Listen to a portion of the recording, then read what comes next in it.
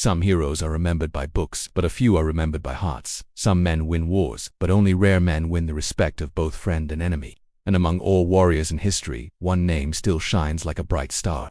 A man known not just for his sword, but for his mercy, his justice, and his unbreakable faith.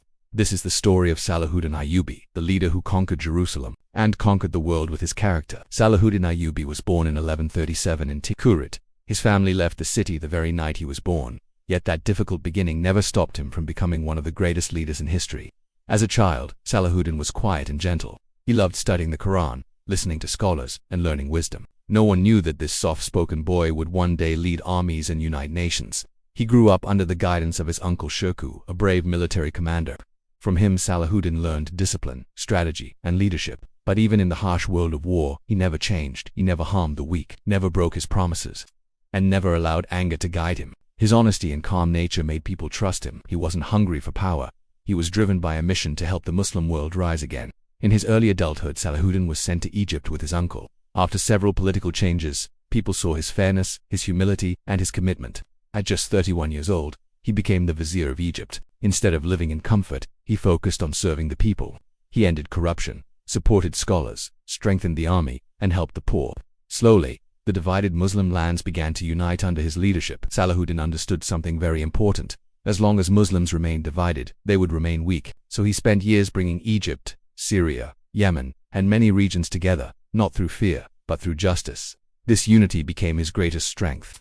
At the same time, Jerusalem had been under the Crusaders for nearly 90 years. Thousands of Muslims had been killed when they took the city. Salahuddin knew Jerusalem must be freed. But he also knew the Ummah had to be strong first. When the time finally came, he led his army into the historic Battle of Hattin in 1187. With brilliant strategy and patience, he defeated the Crusader forces. This victory opened the road to Jerusalem. People expected revenge. They expected destruction. But when Salahuddin entered the holy city, he shocked the world. There was no killing, no burning, no cruelty. He allowed Christian families to leave safely. He protected churches. He treated prisoners with honor. Even Christian historians wrote that no conqueror had ever shown such mercy. In that moment, he proved that true strength is not in the sword, but in the heart. Even after becoming the most powerful Muslim leader of his time, Salahuddin lived simply. He gave away his wealth in charity, avoided luxury, and remained humble. He prayed at night, fasted often, and always remembered his purpose: to serve Allah and to serve people. When Salahuddin passed away in 1193, he left behind almost no money, not because he was poor, but because he had given everything to others. The man who ruled vast lands didn't even have enough wealth to pay for his own shroud. That was Salahuddin Ayubi, a king on earth, but a humble servant of Allah in his heart. Even today, centuries later, his name stands for courage, justice, mercy, and true leadership. His life teaches us that greatness is not built by power, but by character, not by taking lives, but by saving them, and not by ruling lands, but by ruling the self. Salahuddin Ayubi's legacy continues to inspire millions.